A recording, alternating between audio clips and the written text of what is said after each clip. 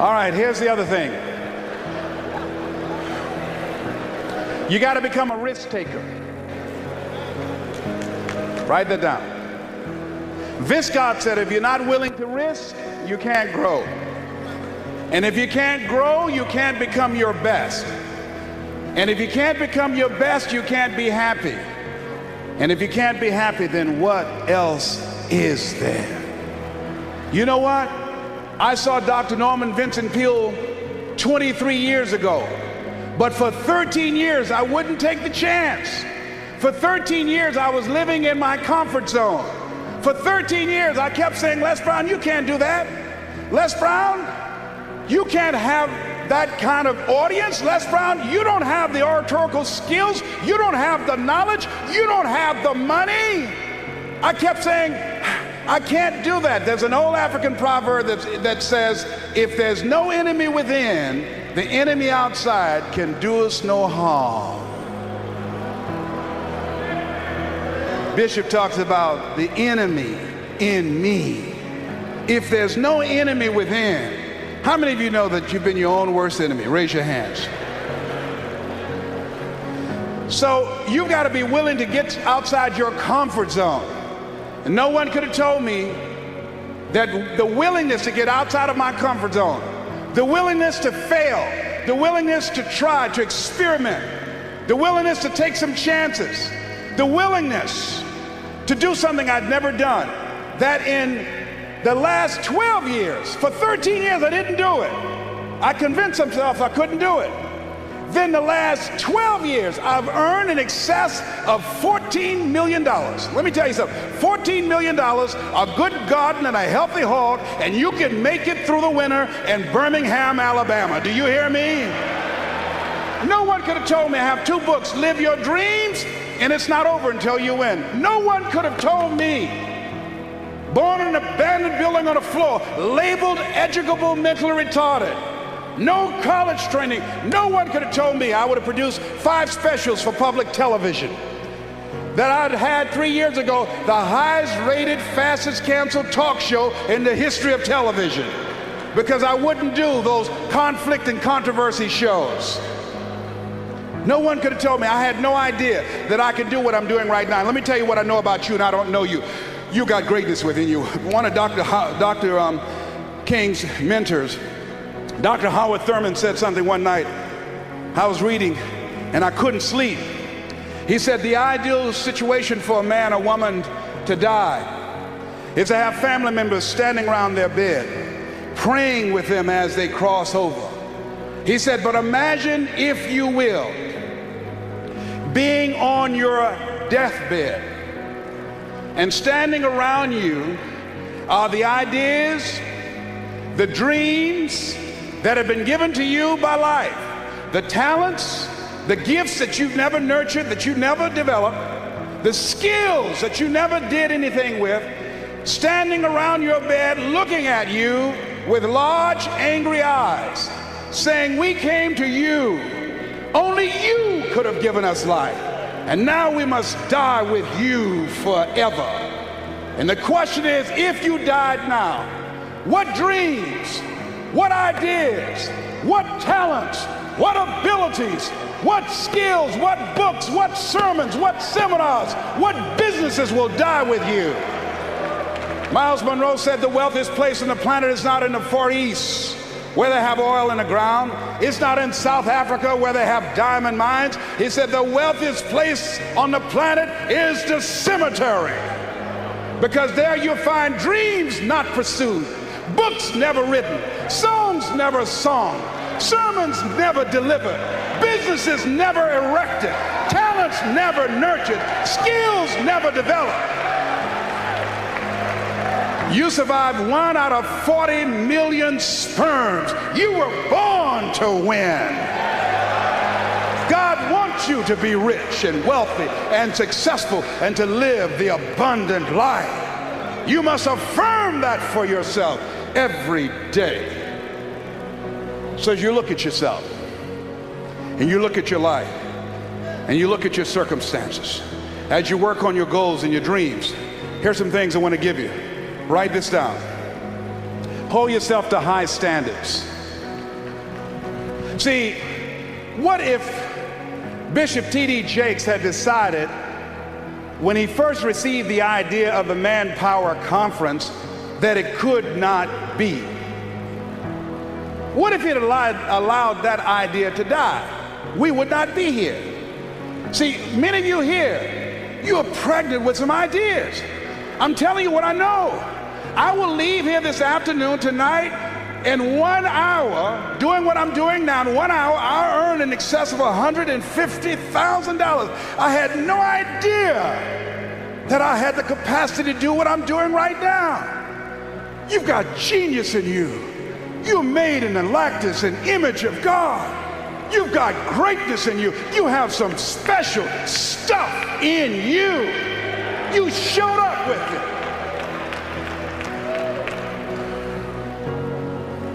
So as you look at your life and you decide to become a risk taker, make it okay to fail, to experiment, trial and error. Repeat after me, please. No test, no testimony. Yeah, you're going to face some hard times. When you decide that you're going to commit your life to Christ, you're going to, at that time, go through unadulterated hell. What's the first thing they say when you get on an airplane before they take off? Fasten your seatbelt. Why? Because you will experience some turbulence before you reach a comfortable altitude.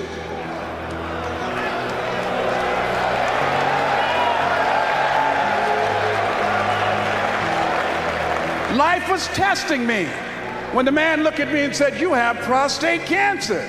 Your tumor is too large to have the surgery. We're going to give you radiation seed implants." The most anybody's ever gotten was 90. They gave me 238. I went back 3 weeks ago. They checked my PSA level, which indicates the presence of cancer in your prostate area. 1 to 4 is normal. Beyond that is that you have cancer and it's spreading. When I first went a year ago, it was 6.1.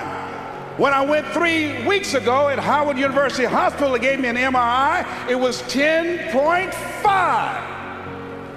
The guy said, "I'm sorry to tell you this." I said, "What do you mean?" "You're in the same situation that you were in when you came here." Here's something I heard. At Christ Universal Temple Church, at a restaurant, Bishop T.D. Jakes was praying for a lady in a wheelchair. And it's odd how things come to you. When he finished praying for the lady, I'm sure there were some questions were asked that weren't verbal, that if the prayer worked, why didn't she get up and walk? And what he said as he was walking away, healing takes first, he said, healing takes place first in the spirit.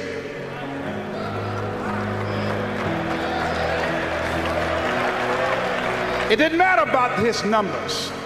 It didn't matter about their diagnosis. Judge not according to appearances. You must have the faith to call forth those things that be not as though they were. Now, do you really believe? See, it's one thing to believe when you got money in your pocket. It's one thing to believe when your marriage is working out and you got your health and your children acting like they got good sense. Oh, it's good to say, "Oh, the Lord is blessing me." It's easy to believe then. Oh, but when you get that diagnosis, say, you ain't gonna be here long. When you lose your job, when someone you thought you'd be with for the rest of your life say, "No, we can't do this no more," that's when you have to stand. That's when you have to begin to live this faith, and that's not on you. That's when you got to call on something higher than you. Let that mind be in you. You got to be out of your mind to believe in spite of these numbers you can still make it. In spite of the pain you're feeling, you can still come back again. You got to be out of your mind. That's right. I'm in that Christ mind. I believe it. And not when things are just favorable, not fair weather faith. And you've got to believe that. When you're going out here with your ideas, with your products, with your services, and part of being successful is you got to hold yourself to high standards. I use Bishop Jakes as a model. His people take care of you. He's thorough. Hold yourself to high standards, whatever you do. There's no saying, do not go where the path may lead, but go where there's no path and leave a trail. Treat people with respect. Treat them the way that you want to be treated. Tony, who's with me, who's been assigned to me, courteous, respectful, called several times. Is there anything I can do for you? Can I help you out? That's first-class service. If you decide to provide first-class service, John H. Johnson, book called Making Against the Odds, he said, there's no defense against an excellence that meets a pressing public need. When I decided to become involved in the motivational industry, I didn't have the money of a Dr. Norman Vincent Peale, of Zig Ziglar, of Tony Robbins, and all the other giants out there. I had the gift of gab. So what I did was I trained myself, I disciplined myself to read 3 to 4 books a week. First I started out a month. Now I've increased it with a reading system that I have. Mr. Washington said, Mr. Brown, yes sir. Do you want to make it? Yes sir. First you've got to develop your mind, young man, because you don't get in life what you want, you get in life what you are. Next, you've got to develop your communication skills. Once you open your mouth, you tell the world who you are. They said about Jesus, who obviously was an effective communicator, never spec a man. The reason that you're here is because no one can milk scripture and deliver a sermon that can transform your life and have you jumping up and down like you crazy, like T.D. Jakes. I'm home one day looking at this video my daughter gave me called He Called Me Son. Let me tell you something. By the end of that video, and I've never seen my father, when that video got to the end, I was going to the television saying, Daddy! Daddy, come back, Daddy! I pushed reverse and backed it up and said, Daddy! Let me tell you something. He just broke me down in my bedroom. All by myself. I'm looking around to see if anybody see me. That man crafted that message, you hear me? I'm crying like I'm at a funeral. I want my daddy.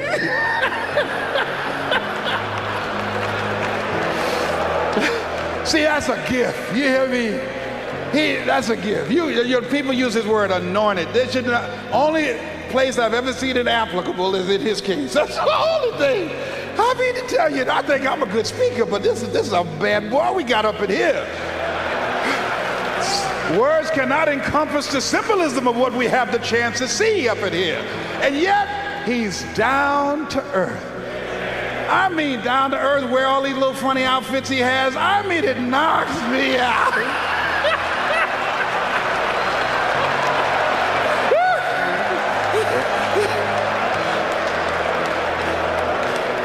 And let me tell you what my daughter said to me. My daughter, my oldest daughter, is on his advanced team. She said, you know what, I was listening to Dion last night, and I think I'm going to call Bishop Jake's daddy too. I said, I wish you would. I mean, I will throw you out here right now and break his leg till I calling him daddy. Now, I want you to write this down. Resilient, purpose-driven mindset.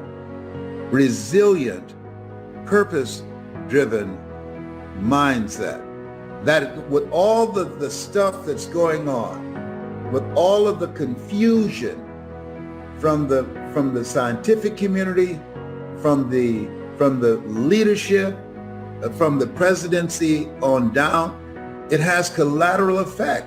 And there are so many people that's confused.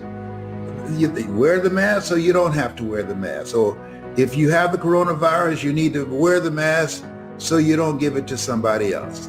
And if you have it, you should stay in the house. They got all kind of things. If you make love, you should have the mask on. That is not romantic to me. And you know, I say, wait a minute, y'all coming all up in the bedroom. Okay, baby, put your mask on. Well, how am I going to kiss you with my mask on?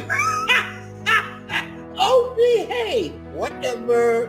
But all kind of confusion, you know, all this stuff going on. And you could die from talking to somebody with a mask that's held under their nose. You know why my hair is like it and I'm looking like Kid and play like Kid from House Party? Because my barber, he likes to wear his mask like this. I said, man, put your mask on, all right?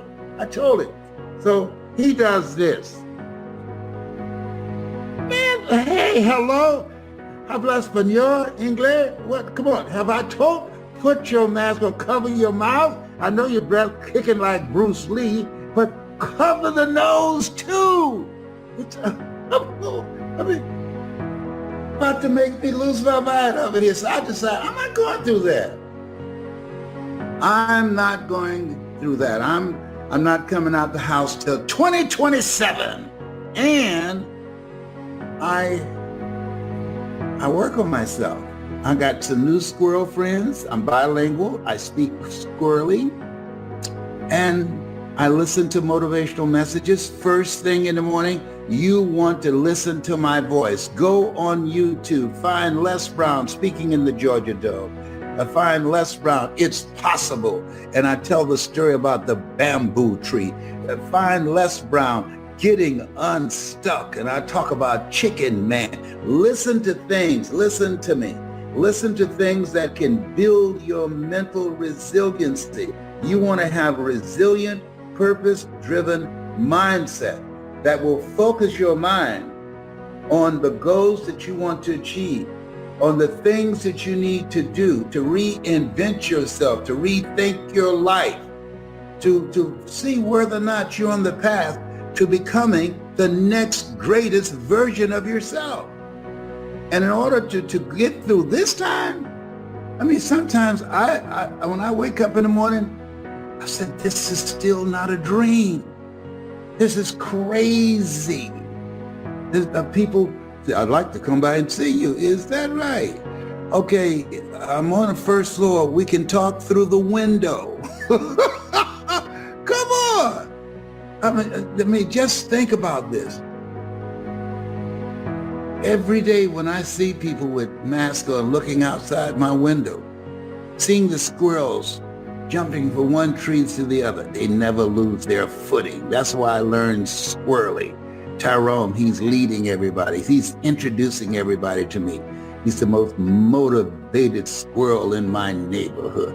Les Brown is about to do his StreamYard or another Zoom. My kids say I've been in the house too long. I'm suffering from cabin fever. Whatever. So read 30 to 40 pages of something positive every day. Drill yourself. You say, well, I've listened to it. No. Listen to it until you're manifesting results. Faith comes by hearing and hearing and hearing. So in order to develop that resilient, purpose-driven mindset, you want to listen to the messages over and over, take notes on things that jumps out for you, and become the embodiment of it, and develop that kind of mindset and how you carry yourself and how you face this thing called life. Faith not tested can't be trusted. So you got to have faith in yourself. But we're being tested right now. If you've never been tested, listen to me. No test, no testimony. Faith not tested can't be trusted. It's easy to have faith when things are going great. When the kids are acting like they have good sense. When you have a job, you have money, you have your health. Whoa, no big deal there. But when life knocks on the door, when you go through some stuff, when you get a bad diagnosis, that's when you have to pull on your faith. That's when you have to be resilient. I've got a saying, and all of you know it, life knocks you down, try and land on your back. Because if you can look up, you can get up. Now, here's the other thing that's very important. As you look at yourself, you want to master at least three things, multiple streams of income.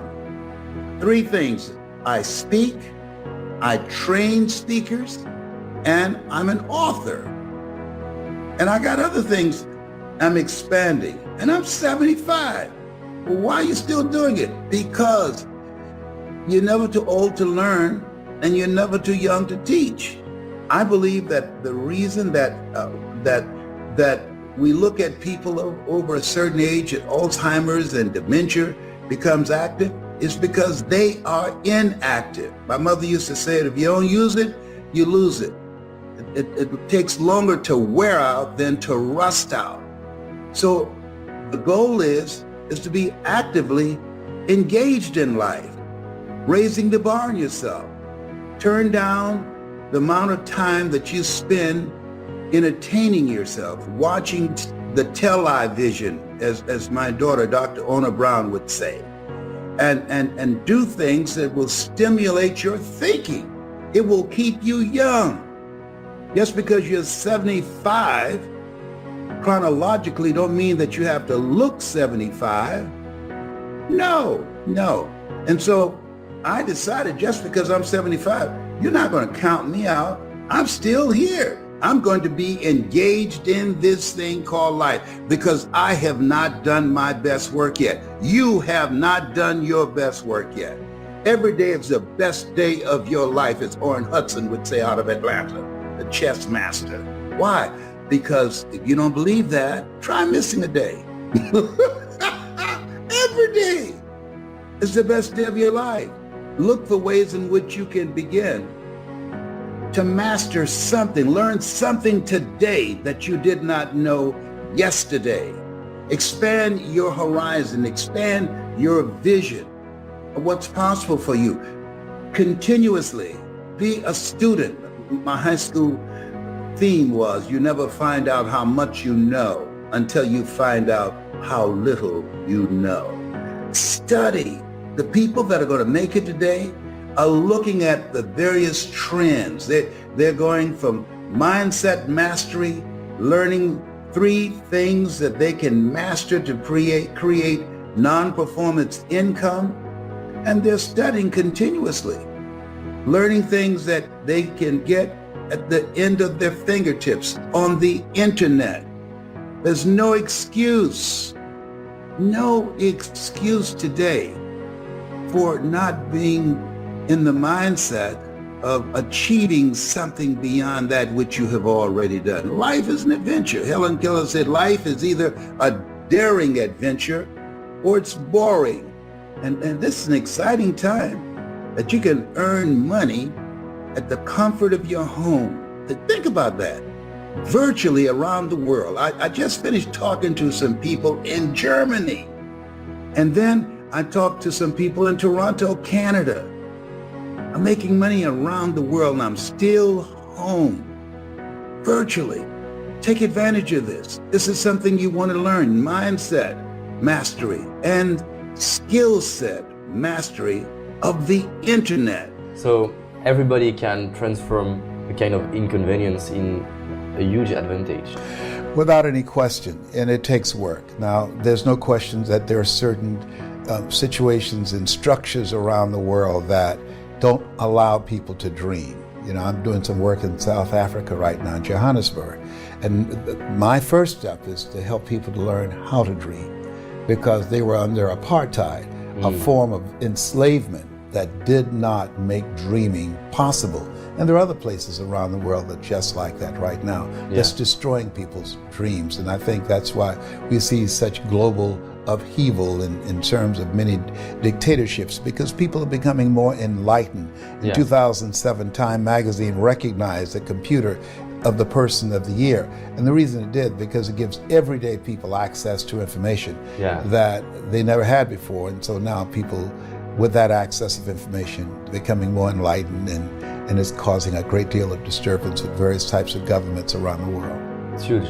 My message in France, and I would like to spread that everywhere, it's you have a dream, it's possible, so take an action now. How can I help people to believe it's possible? It's an ongoing process. The faith comes by hearing and hearing and hearing. That's what my favorite book says. That you have to be an unreasonable person who's not looking at and judging the circumstances such as you see them. But you're calling forth those things that be not as though they were. And if you read the book called Change or Die by David Dushman, I will do. He said, there's a person who is an unreasonable person who brings a message that it's possible, and repeat that message. And there are people who hear that message who are able to relate to it and identify with it.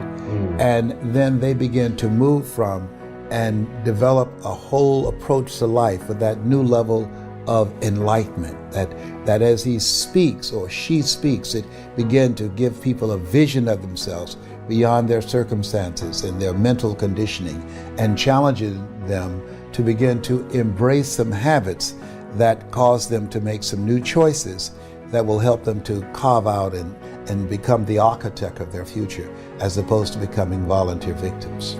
Great. You do a lot of speeches all around the world, and you are not the only speaker. A lot of speakers. So, according to you, I'm a trainer. I'm known as a speaker, but my gifting is I started out as a trainer, teaching people how to live their dreams, teaching them how to use their voice and their story and leverage their knowledge to go from being local to being global. That's what my gifting is in. So as a trainer, why there are some speaker or trainer who give only a kind of information, at the end you say, oh, it's interesting, and other speakers like you, according to me, and you feel something and you're not thinking about, oh, it's interesting, but I can do that. I want to take an action. I want to change something in my life. I don't know if it was interesting, but I will change something in my life. What are the differences? Well, there are many speakers Yeah. think that people are stuck because of lack of information. I always say, if information could change people, everybody would be skinny, rich, and happy. They don't need us to come in and speak.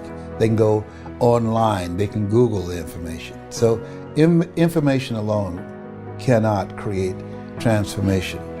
That in order to change human behavior, you have to create a significant emotional event. The materials that I provide, the training that I provide, is designed to impact a person's mind, their heart, and their spirit. And so the goal is to distract, dispute, and inspire, to interrupt their story. How people live their lives is a result of the story they believe about themselves. So when I'm training speakers, I teach them how to become a strategic, experiential storyteller. Be strategic on how they use their story. You never make a point without a story, and you never tell a story without a point. And experiential, because Oliver Wendell Holmes said that once a man or woman's mind has been expanded with an idea, concept, or experience, it can never be satisfied to going back to where it was. And so when you take that approach to change how they think and what they feel, then you now have positioned yourself to begin to create a thirst. There's no saying you can take a horse to the water, but you can't make it drink. You create a thirst where they want to drink, where they want to change. And now you have, because of their encounter with you, you have now allowed yourself to be an instrument, as Mother Teresa would say, in the hand of God.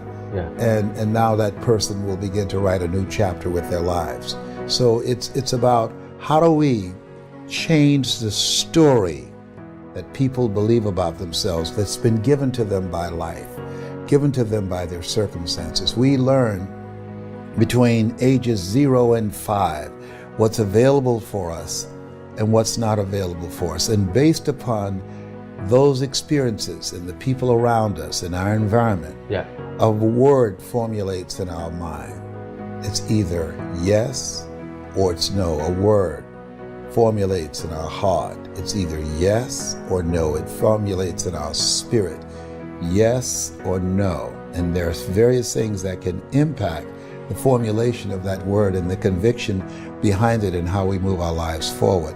My goal, if the word is no, is to interrupt that word and to change it to a very affirmative yes. It's great. I love that. How to have a strong will? Because a lot of speakers are speaking about you have to have will, but how? Will is, that's why I talk about the mind, the heart, and the spirit. The reason we celebrate Nelson Mandela is that for 26 years they tried to control his mind. They were able to control his body. Yeah. But most importantly, they couldn't break his spirit. And so that deep down resolve, Yeah. that dimension that's available to all of us was explained to us in the book called Man's Search for Meaning, that Viktor Frankl, that there's a part of us that's always a part of us that's in our hands, that the irreducible essence of who you are, that either you say yes or no, not based upon the circumstances, not based upon the pressure that's applied, but based upon your conviction. Are you going to give this the power to take advantage of you? Are you going to turn yourself over to this? We always have that choice. That's the greatest choice that human beings have. Am I going to give myself a pass to surrender, or am I going to stand up? I remember telling a story when I produced my first PBS special on public television of a man who came by a house and there were people on the porch talking, and there was a dog moaning and groaning. The guy was curious, and he went back and he asked the owner, "Why is this dog moaning and groaning?" And the owner said, "Because he's lying on a nail." Yeah. The guy said, "Well, why won't he just get off?" He said, "Because it's not hurting bad enough for him to get off. It's just hurting bad enough for him to moan and groan." And so what most people do in life, they have the power to change their circumstances. You are made in the likeness and image of God. You've been given authority and dominion over everything on the face of the earth. But most people rather moan and groan about their situation, show up in their lives as volunteer victims, rather than become actively engaged in doing the work necessary to change their circumstances. It's been said there are two types of people: those who work and those who watch them. So you got to be willing to do your internal work so that you have the mental resiliency, and your external work finds something that you want to master that will allow you to move yourself forward. Wow. So we have to, the first step is to find what we want to master.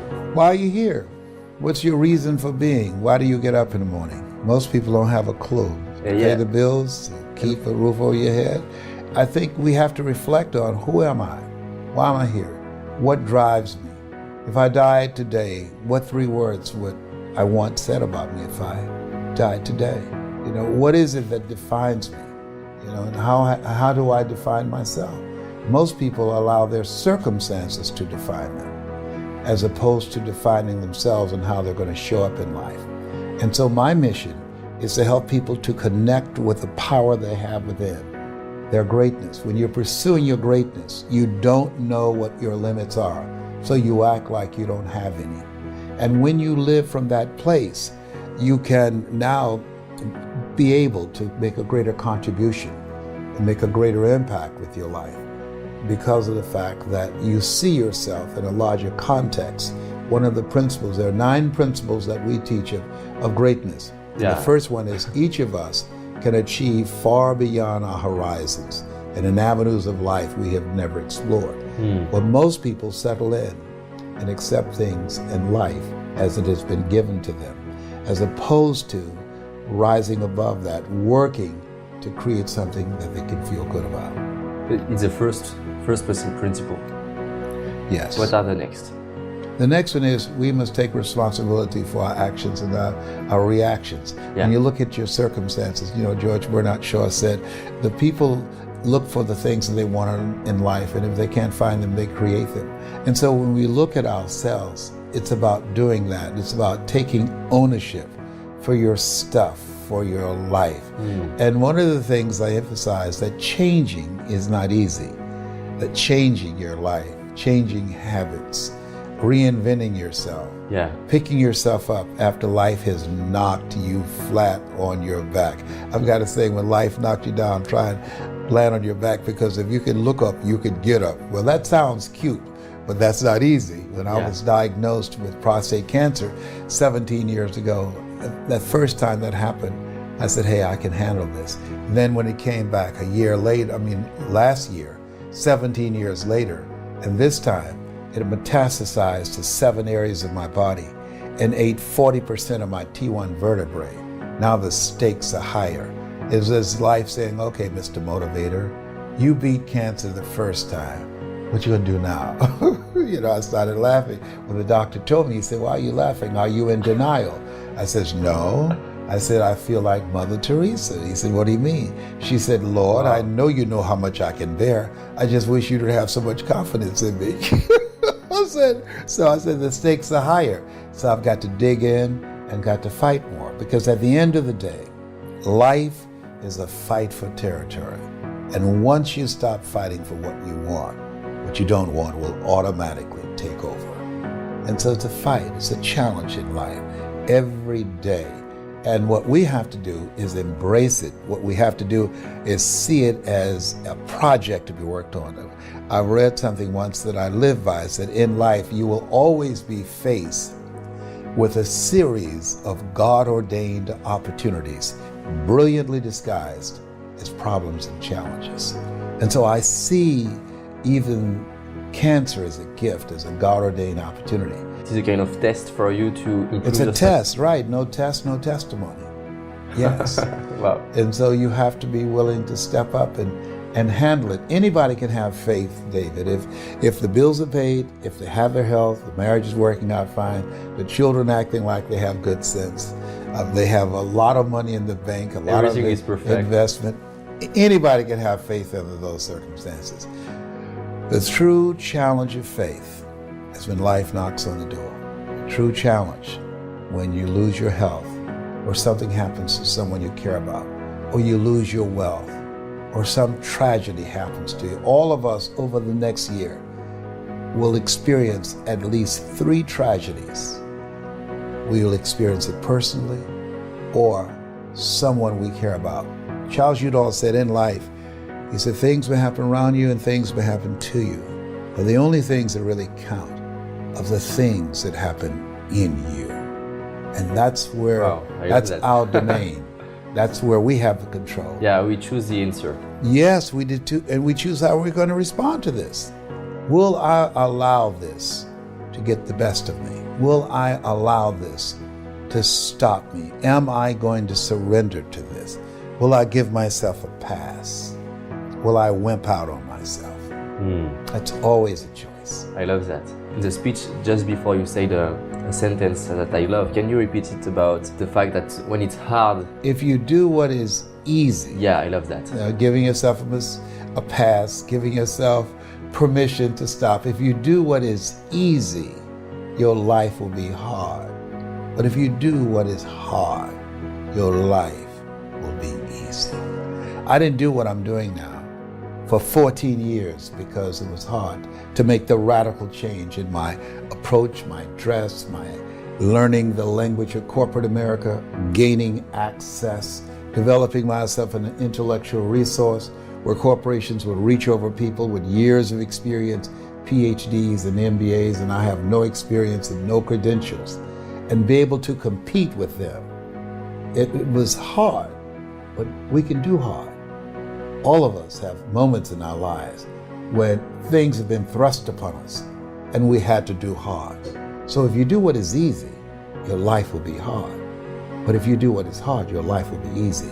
And so don't give yourself a pass. Don't run away from hard because you can do hard. And through that, you discover a part of yourself that you would not know otherwise.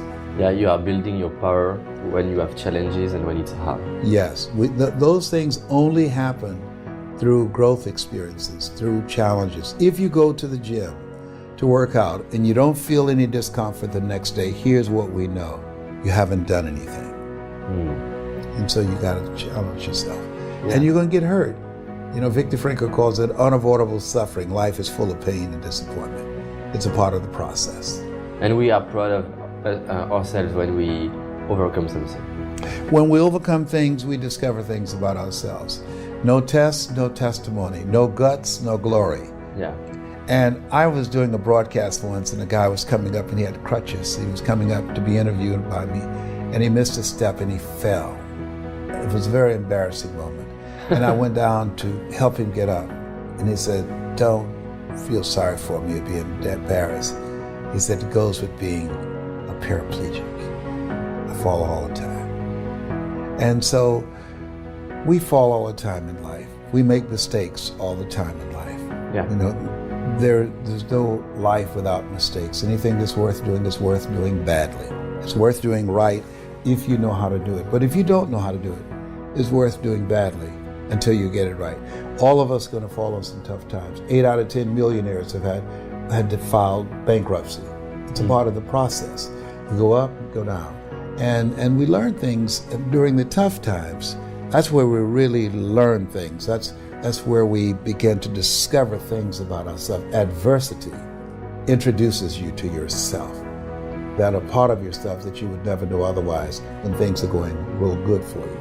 And so what we have to help people to understand is to maintain a spirit of optimism in spite of their circumstances, to give them hope. Why? Because when there's hope in the future, that gives you power in the present. So my goal is training 100,000 voices of hope who will do 3 things. Help give people hope. That's number 1. Number 2, teach them methods that will help them to develop the desire to reinvent themselves so that they are not replaced by an app or outsourcing. Because this is a time where you have to continuously reinvent yourself to stay ahead of technology and cheap labor around the world. That's number 2. Continuing to work on yourself and growing and developing. And the third thing is to build communities, collaborative, achievement-driven cultures, supportive cultures that'll help you to get to the next level. Have a group we call ourselves Cancer Conquerors. And so one goose can fly 75% further in formation with other geese than it could ever fly by itself. So if you got 100,000 voices giving people hope, that's number 1. Number 2, encouraging them to develop their capacity, their skill set. There's no shortage of opportunity. There's a shortage of capacity to take advantage of the opportunities that are available in the global economy. And encouraging people to create communities of collaborative, achievement-driven, supportive relationships. We can accomplish anything. And how can the people and me can contribute to these dreams? They can email me at yes@lesbrown.com. yes@lesbrown.com, and we'll be set up within a few weeks and send them out some information. But also in the meantime, what we will do is send them a video that as they watch this, they'll see the message that I'm bringing and a format. We're going to be teaching them the 7 principles of storytelling so that they can learn how to influence and impact and change lives, one-on-one, small groups, or in large groups. So with 100,000 voices, you can make a big difference in this world. Absolutely, yes. That's the goal. And we want 100,000 voices outside of politics and outside of religion, both of which polarize and divide people. Just everyday people. I'm not an educated guy. If both my parents came in here right now, I would not know either one of them. I'm adopted. I don't have any credentials. I'm just an average person, and who I have a desire to make a difference with my life, to live a life of significance, and to live a meaningful life, and to help others who have a desire to do the same thing. That it's necessary for us to begin to look at the future and know that it's possible that we can have our dream. Yes, it is. Other people have done it, then we can do it. We fail a lot of times. Well, a lot of other folks fail, and eventually they came back and they succeeded. So it's possible we can have what we want. And we know that we want to get it. It's necessary that we align ourselves with people that think like we do. It's necessary we get negative, do-nothing people out of our lives. It's necessary we never stop learning and growing and developing ourselves. It's necessary that we never give up. We know that it's you, it's me. It's being responsible for our stuff and deciding that we're going to keep on keeping on, that we're going to find a way to win or find a way to make it happen. And we know it's hard. It's not going to be a picnic.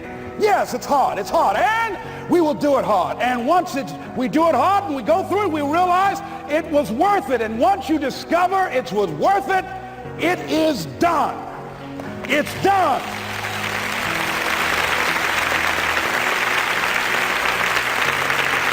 It's done, ladies and gentlemen, before it happens. Well, here's what I'm suggesting to you. That when you're working, you have a wall to break through. Let's say a friend of mine who runs a marathon, and he says, when he's running the 26-mile marathon, he said, let's say that hypothetically, that 18th mile is the wall. He said, Les, when you get there and you're running, he says, Everything in you is telling you to stop, to give up. Every muscle is aching. And you're saying to yourself, I can't do it. I can't do it. And you just keep on and you keep on and you keep on. It seems like you're moving at slow motion. And then eventually when you break through that 18-mile wall, then you know it's like done and you're on automatic and you glide on in and you know it's there. You know you're going to get to the finish line. And we've all had experiences where we were working on something and we knew it was possible. And we did those things that were necessary to bring it into reality. We took the responsibility to make it happen. Other people couldn't see it. A lot of people didn't believe it. You were attacked. You were criticized. People were opposing you, but you kept on doing it. It was hard. It was rough. It was difficult. But to you, it was worth it. And eventually you got to a level you know, can nothing stop me now. I'm on the move. I'm on the move.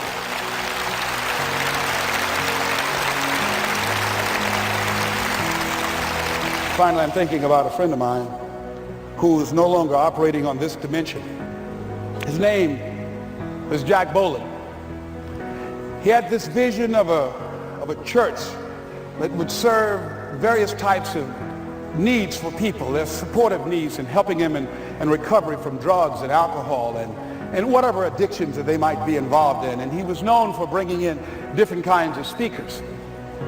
And over a year ago, he was diagnosed as having cancer, and he announced to his congregation that he's going to be taking chemotherapy and that it was a possibility that the cancer would go in remission, and he was optimistic about that. And sure enough, it did for a year. And one of the things Jack always talked about is that he wanted to have his funeral while he lived. And so he invited a few friends, Wayne Dyer and myself and a few other speakers. He didn't tell us why we were there, but once we gathered there, the church, they told us in the room that Jack is going to announce to the congregation, he's bringing his doctor up. The doctor is going to say that we felt we could keep it in remission. It's out of remission, and he doesn't have much time left. And whatever words you want to say to Jack that you would say if he had made his transition, speak those words now.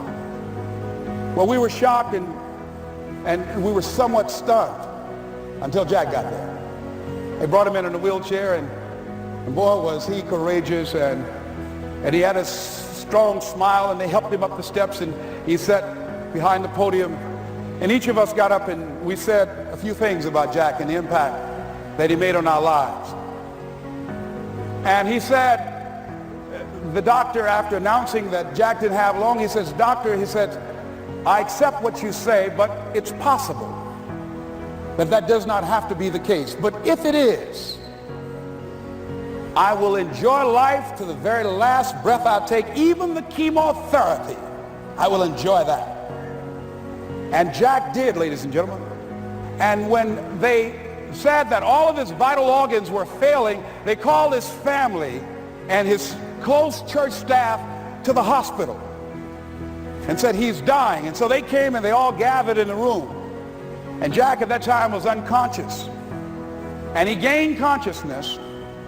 And he looked at them and he said, with what strength he had, he said, "I want to thank you all for being here. You've been a great staff to me." He looked at his sons, his daughter. He said, "You've been a great family." He said, "Don't feel sorry for me." He said, I'm ready to go. I'm looking forward to the next adventure." And he sat there for a little while, laid there, and he closed his eyes, and he lost consciousness. About an hour and a half later, he opened his eyes, and he looked at them. He said, "This is embarrassing. I'm not dead yet." They were laughing through their tears. They said, "Jack, you are a character." He said, "Hey, I hate giving up this kind of control." So they predicted that Jack would die at the end of February. And then on the 2nd, they said, he won't see the light of day. He will be dead by morning.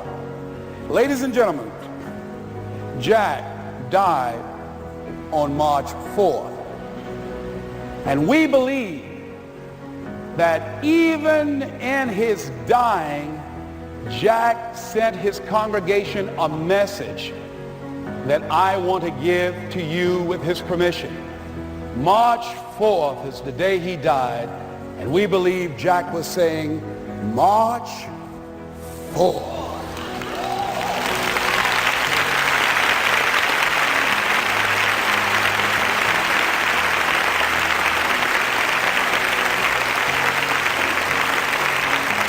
So I say, as you look into the future, while other people are giving up, feeling like victims, feeling powerless, becoming negative, turning on each other rather than to each other, feeling that they can't make it, be ye not conformed to this world, but be ye transformed by the renewing of your mind with the mindset of that it's possible that we can save this generation.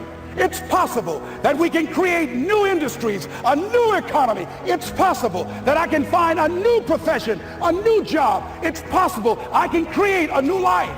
And it's necessary that I become actively involved in becoming a positive force in my life and on the planet.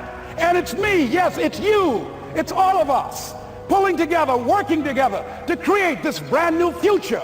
And it's going to be hard. Easy is not an option. But if it's hard, we will do it hard. Whatever is required to snatch victory from the jaws of defeat. And it's worth it, yes. It's worth whatever we have to do. And once we know that, it is done. It is done. It is done. It is done.